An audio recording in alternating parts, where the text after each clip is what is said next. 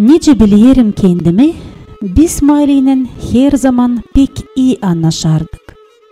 Uzun kış gecelerinde açan sünerdi şafklar, oturup patta sıcak soba boyunda Mali anladardı kendi küçüklüğünü. Nice evveli yaşarmışlar gagavuzlar, nice bakarmışlar adetleri, angaların ziyadesi şimdiki vakitlerden yetişmedi. Adetlerin birisi kurban iyileştirmek bizim ailede zamandan ta bakılırdı. Benim dadım Dimu kilisede Mali'nin stevnos olurken ayırmışlar kendi kurbanını Kasım'da, Ay Dimu gününde, canavar ayın 8'inde. Geçmiş birkaç yıl onların stevnos olmasından sonra ama uşacıkları daha olmamıştı. Da bu üzere karar vermişler Allah'lık kurbanını yapmaya. Hani ne kadar daha çok insan dua etsin, da Allah versin onlara evlat. Mali anladardı, hani hazırlıklar başlamışlar ilk yazın Hederliz'de. İlk yazın açan koyunları çobanlara vermeye vakit geldi. Biz gittik popaza getirmeye onu, koyunları okusun.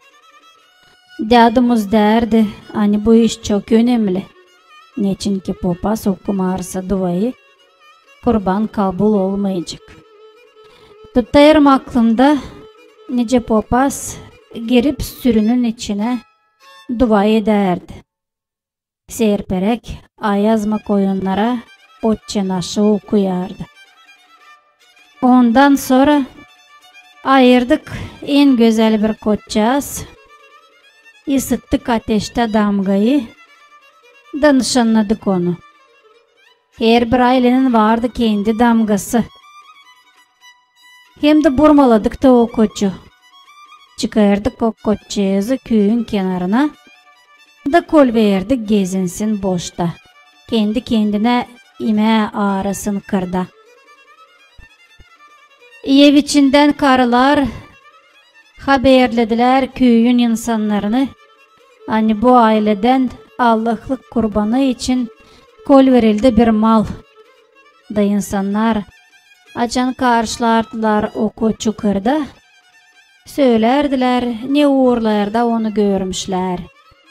Daha kolay olsun onu sorunu bulma.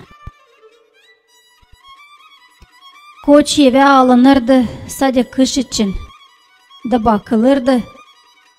Ekmekle, otla hem ara sıra tuz verilirdi. İlk yazında kış geçtikten sonra koçu kırkardık da sal verirdik yeniden kıra. Kırkılmış yaprağlarından da dokuyardık trapeznik bezlerini. Angılarından örterdik yoğrulmuş hamuru. Allah'ın yardımıyla 3 yıl geçtikten sonra çekettirdik kurbana hazırlanmakları. Kasım'dan 2 hafta önce kocam toplanıp komşu adamlarla çıktılar kırlara koçu arama. Bilmeyelim nice ne soy ama yok da öyle oldu. Hani hayvan kaybelsin da onu bulamasınlar. Bezbelli Allah gerçekten koruyardı onu. Kasım'ın önünde 1-2 günleri hazırlardık hepsini kurbanlıkları. Bulguru, tuzu, oluyu, şarabı, daha başka malzemeleri.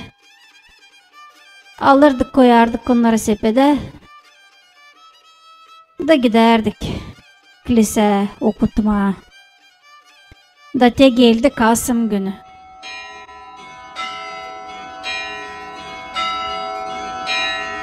Sabahleyin erken hepsimiz kalkıp tutunduk işten.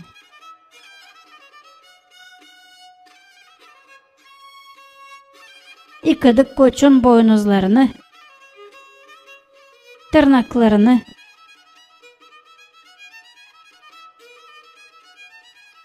Bağladık bir boynuzuna mum da tutuşturduk o mum cihazı. Öbür boynuzuna da astık basmacıkta çıkılı tuz.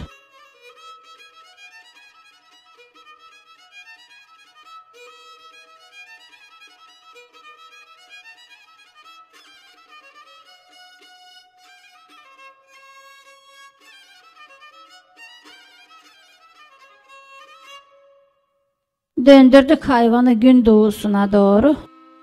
Da hepsimiz tutunduk koçtan. Cadu da kandile koyup günleyecek.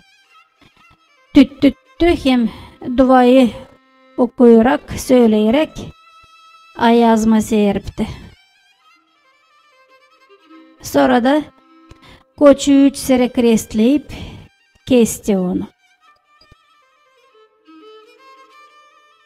Kestikten sonra kanını topladık bir kaba. Da hepsi evdekilerin alnlarında, yanaklarında, çenelerinde o kana parmağını bandırıp Dadu krest yaptı. Sağlıklarımız olsun hem.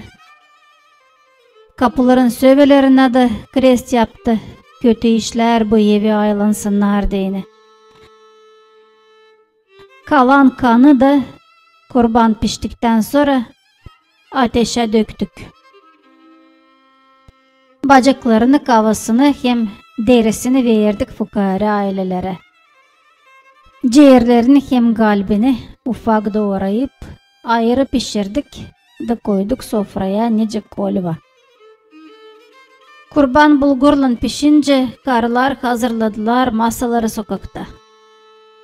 Evin içinden adamın biri de gitti çotrayla komşuları teklif etmeye kurbana.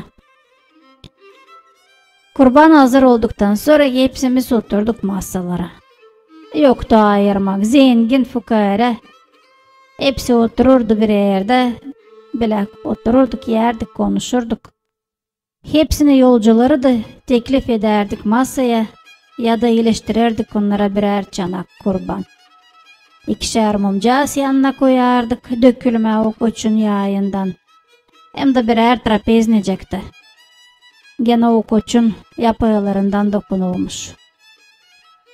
Öyleydi adet. Gün kavuşunca kurban lazımdı bitsin. Mali derdi. Bugün pişirildi, bugün de bitecek. Kalan kurbanı dağıttık yev bitene kadar. Öyleydi de işler. O kurbanı yaptıktan sonra çok vakit geçmedi. Allah kabul etti bezbelli duamızı. Da brinka başladı sökülmeye. Ertesi yılın yazın, tam yazın ortasında bulundu bizim ilk oğlumuz. Mali'nin anlatmaları bana masal gibi gelirdiler o zamanlar. Ama şimdi ben anlarım. Hani bu adetlerin yardımıyla gagavuzlar düzmüşler kendi yaşamaklarını hem ilerletmişler bizim tarihimizi.